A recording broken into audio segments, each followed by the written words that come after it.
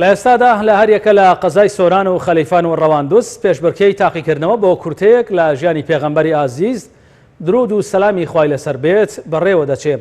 پرۆژەکە یەکێکە لە پرۆژەکانی بەشی بانگەواز و پەروەردەی مەڵبەندی سەورانی کۆمەڵی دادگەری بۆ منداڵان و ناوجەوانانی ئەو دەڤەرە.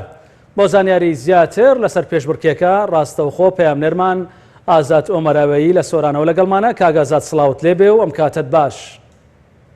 مامۆستازانە سڵاو لە تۆ و لە بینەرانی بەڕێزیش بێتن.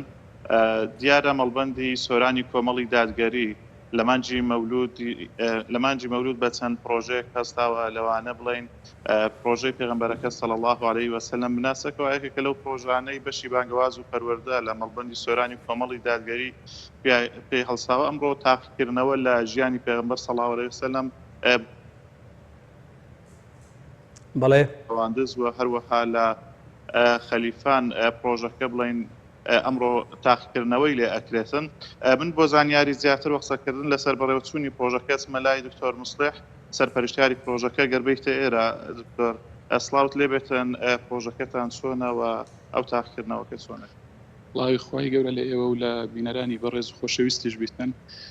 بێگومان ئەو پرۆژەی یاخود بڵێن پێشبڕچەی پێغەمبەرەکەت محەممەد صلی الله علیه وسلم بناسا بەشی پەروەردە و بانگەوازی مەڵبەندی سۆرانی کۆمەڵی دادگەری پێی هەستا بە بۆنەی یادی لە دایکبوونی پێغەمبەر صلی الله علیه وسلم کە هەر لە سەرەتا و دەستپێکی ئەو مانگە پیرۆزە مانجی مەولود بە بۆنەی لە دایکبوونی پێغەمبەر عەلەیهی سڵات وسەلام هەستان بە سازدانی ئەو پێشبڕچەیە بۆ منداڵان و نەوجەوانان بە مەبەستی ئەوەی کە زیاتر بتوانین کە منداڵانمان و نەوجەوانانمان بە ژیانی پێغەمبەری خوا عەلەیهی سڵات وسەلام ئاشنا بکەین. بێگومان ئەو پرۆژەیە هەم بۆ ناو سۆرانە و بۆ خەلیفان و بۆ ڕەواندووزیشە نزیکەی 310 قوتابی یاخود بڵێن 320 قوتابی بەشداریان تێدا کردیە و ئێستا بڵین پێشبڕچەیەکە ئێستا دەست پێ کاتن تاقیکردنەوەکە.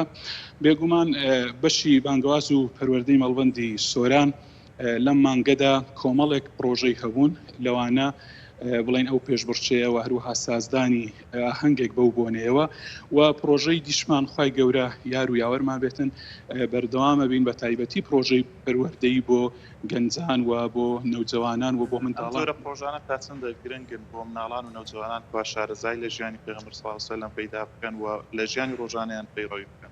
وەڵا بێگومان گرنگی زۆرە. ئێمە خۆتەزانی لە سەردەمێکەژین کە یعنی خەڵک بەڕاستی و بە تایبەتی شەپۆلێکی بێباوڕی لە وڵاتی ئێمەدا لە ئارادایە کە گەنجان و نەوجەوانان و منداڵان بەرەو بەڕاستی بڵێن بەرەو هەڵدێریان نەباتن. ئەم جۆرە پرۆژانە ئاشناکردنی منداڵانمان نەوجەوانانمان بە ژیانی پێغەمبەری خوا عەلەیهی سڵات وسەلام و چاولێکردنی و کردنە قودوە و بە پێشەنگ ناساندنی پێغەمبەری خوا عەلەیهی سڵات وسەلام مرۆڤی موسڵمان لە ژیانی خۆیدا کە بیکاتە پێشەنگ و چاوی لێ بکاتن بێگومان گرنجێکی زۆری هەیە. تۆ نەوەیەکی دەستپاچی ئەمین، نەوەیە کە داوێن پاک و زمان پاک و ڕەوشتی جوان. بەڵێ زۆر سپاس بۆ پەیامنێرمان ئازاد ئۆمەراوەیی کە لە قەزای سۆرانەوە لەگەڵمان بوو.